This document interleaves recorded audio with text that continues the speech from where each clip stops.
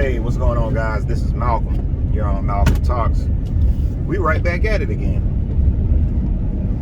Every time you look up, here I go with another video. And I'm gonna just keep dropping them. You know, today I want to talk about business ownership, about how you need to go ahead and start your side business right now.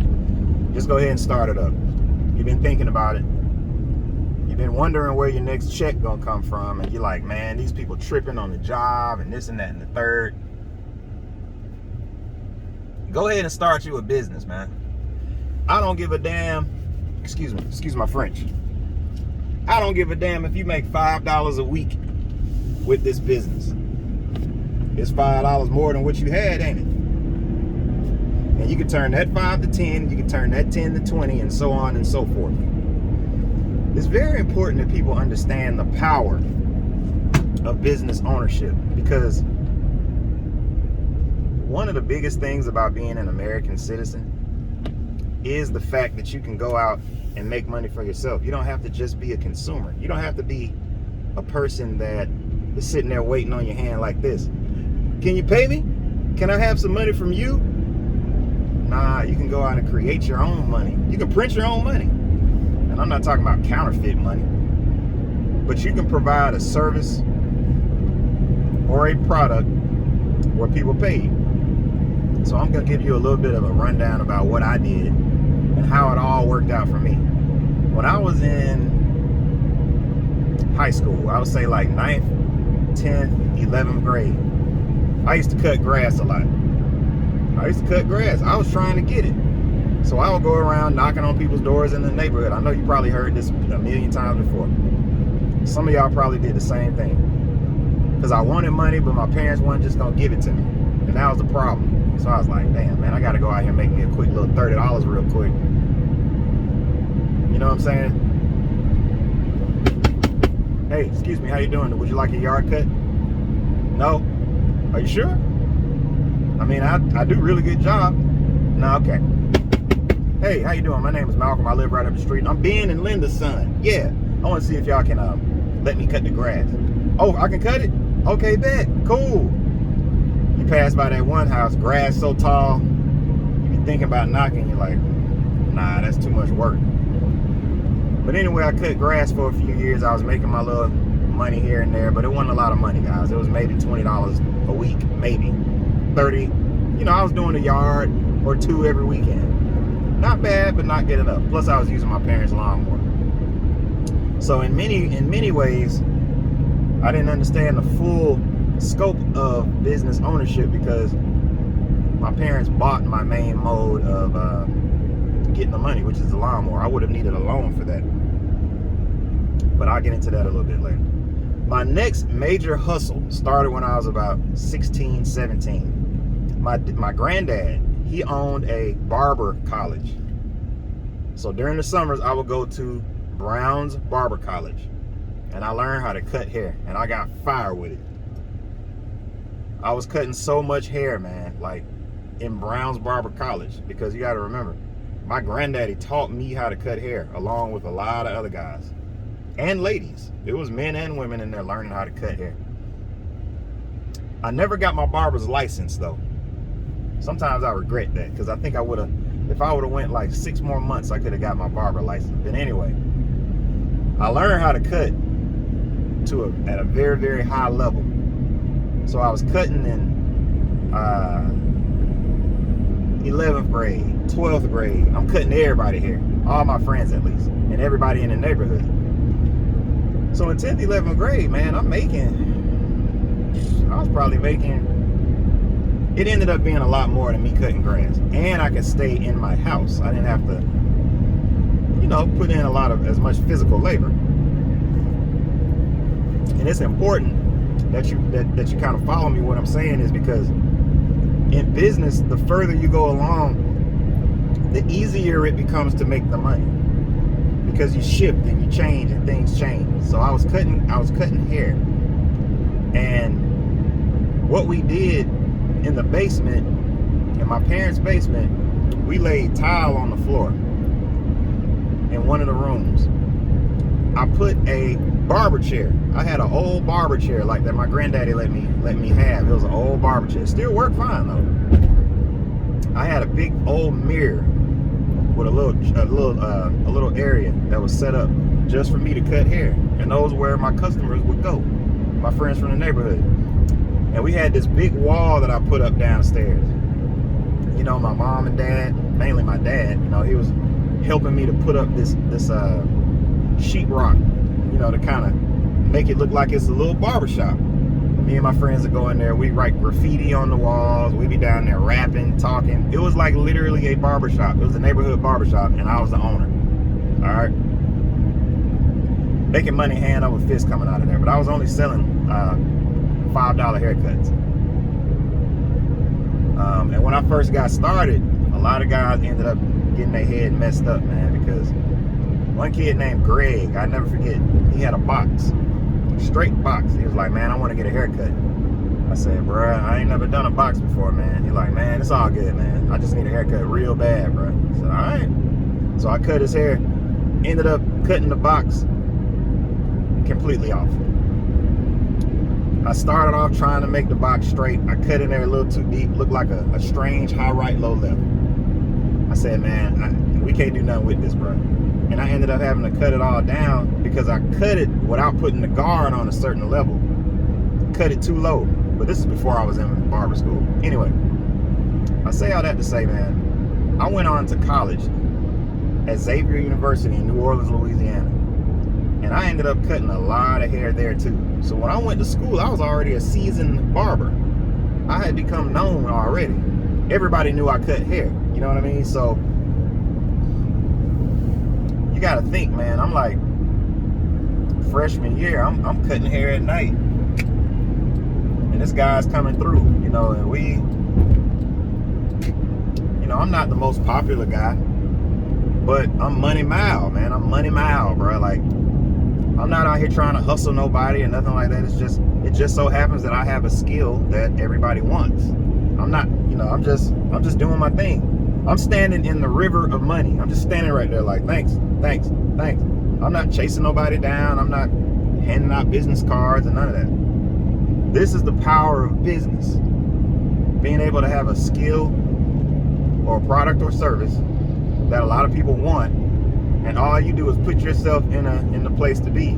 And if you cut hair, college is the place to be, guys. You can make a hell of a lot of money. So I'm making a lot of money cutting hair. And then it started getting to the point where I was like, I mean, it's good money, but I feel like I'm slaving for $60. Because back then, man, you couldn't charge a whole lot of money for a haircut, bro. If I cut 6 heads and make $50, that's damn good back then. But what you gonna do at 50? Go to the grocery store and put a few things in your refrigerator and right back to broke. So what ended up happening, man, and I'm trying to make this a long story short, but my hustle kept changing. The hustle kept shifting and changing. It's always been a service-based business though. Excuse me.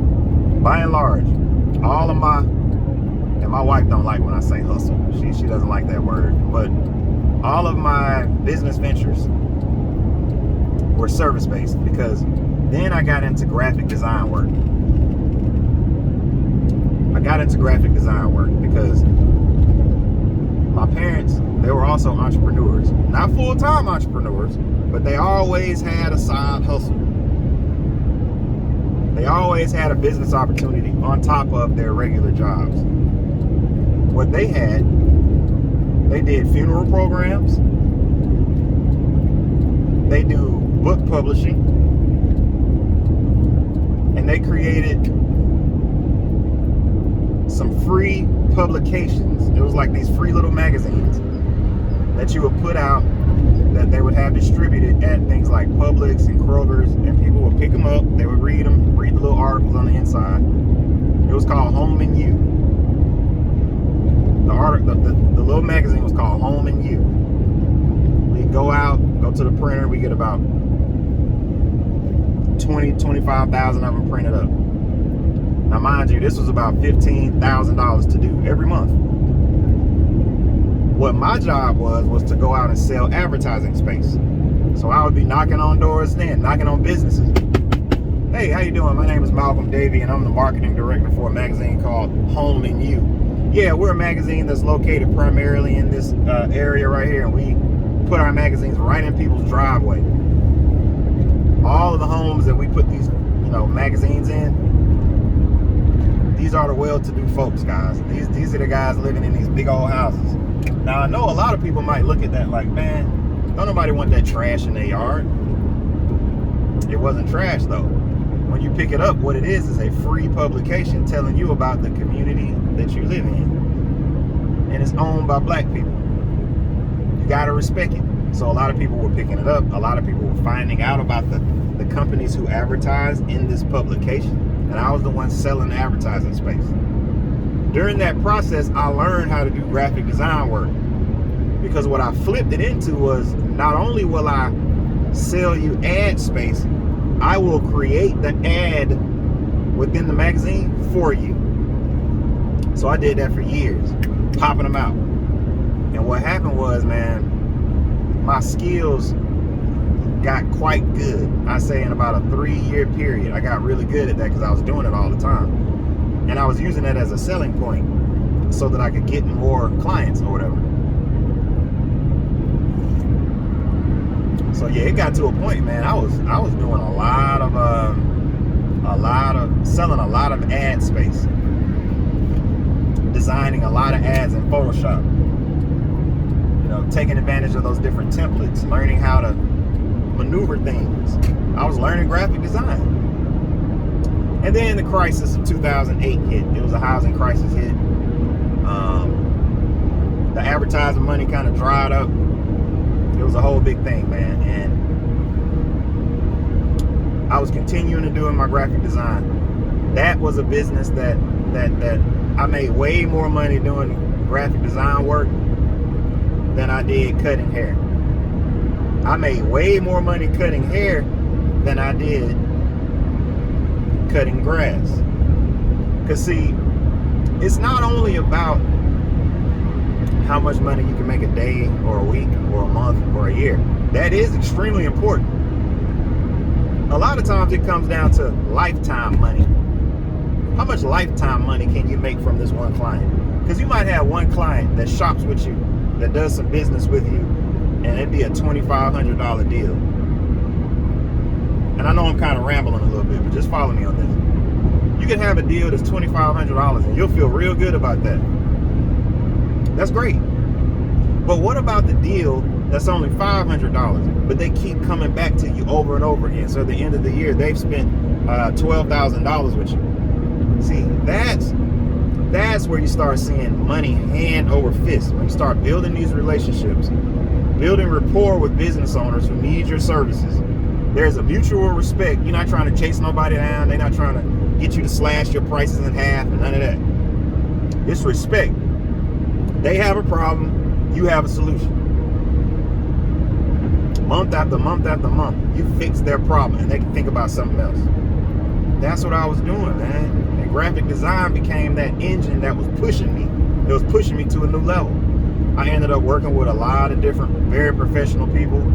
A lot of my own friends became business owners, starting their own law firms and things like that. I got networked into a lot of the big attorneys here in Atlanta. Was doing a lot of graphic design. Now this is all on the side. All of this is on the side. And so maybe you're asking, well, how much money were you making? It wasn't that much. I mean, it was enough. I was making about $15,000 a year as a graphic designer on the side, doing maybe 10 hours of work a week. Pick your poison, guys. Everybody's at work trying to get a raise. They want to get bumped up 2%. They want an extra $1 an hour and all this other stuff. I give myself a raise, $15,000 for 10 extra hours a week. That's how you do it. You don't wait on anybody else to pay you. You create a service or a product that people want, and you meet the demand. So I'm doing graphic design work. I'm designing flyers, business cards, logos, billboards, posters, all of these different things. And you've heard of it. You know people that do this. This is long before websites like Fiverr and Upwork and all these different freelance publications and all of that, because you can go there. Those are some great businesses, great services. But a lot of times, man, what these guys are missing, what these companies are missing, they're missing that human touch. They're missing that human touch, man. Yeah, you can go online and get somebody from Bangladesh to design your flyer. Sure, you can do that. Or you can work with somebody and know them by name and be able to talk to them and give them a full understanding of their brand's vision. So that's what I had, and that's what I was able to do. But like I said, it kept graduating. It didn't stop there. My next hustle, I'm gonna try to make this quick. My next business venture turned into photography. And photography is starting to take me to whole new heights and levels. The photography thing came about really because I started noticing, man, when I was doing graphic design work and I was designing some of these designs, a lot of the designs, you're gonna need pictures, you're gonna need stock photos or something like that. And you're looking, you're like, damn, I'm having to pay for stock photos, number one. That's kind of eating into what I'm trying to do. And then if you want to personalize or customize one of the marketing pieces, like they might not have the best picture. Their picture might be blurry as hell, or, you know, it's like not a very high quality picture. So I started thinking, I was like, damn, man, I could actually stack my skills into one and be able to charge even more. Because remember, I'm selling ad space, but then I start thinking I could stack it by designing the ad that I'm selling. So I design the ad, I'm selling the ad, and then I start, how can I stack again? Well, if I do photography, I can take their picture too, and they can use those pictures as well in their marketing pieces, and I can charge a little bit more, hit them over the head with a little something extra. But it's what they want, it's what they need. So the photography thing started taking off. It's to the point now where I don't even really do graphic design work anymore. Photography is making me too much money. If I can go out and make $350 an hour doing photography,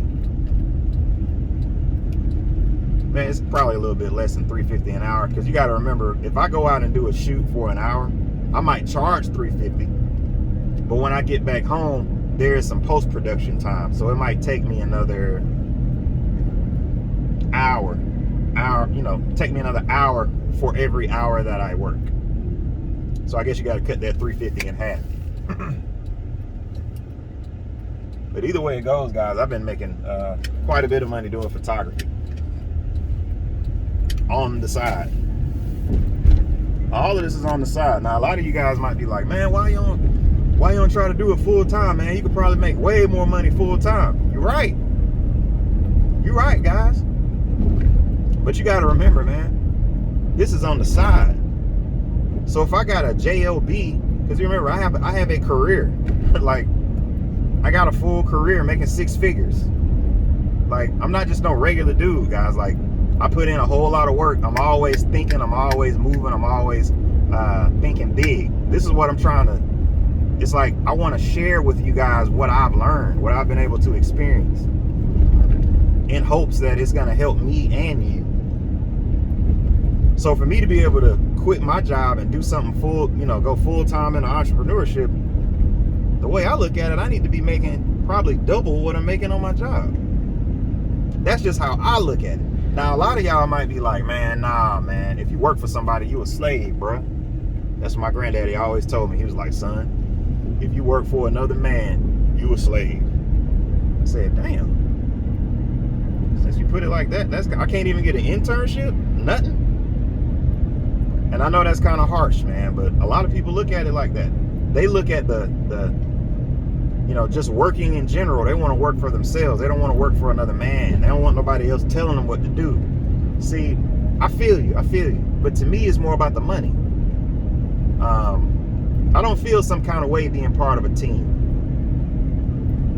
It doesn't make me just feel just like a slave if I have a boss, or if I have a supervisor or whatever the case may be. Now, I'm not going to give you my whole life.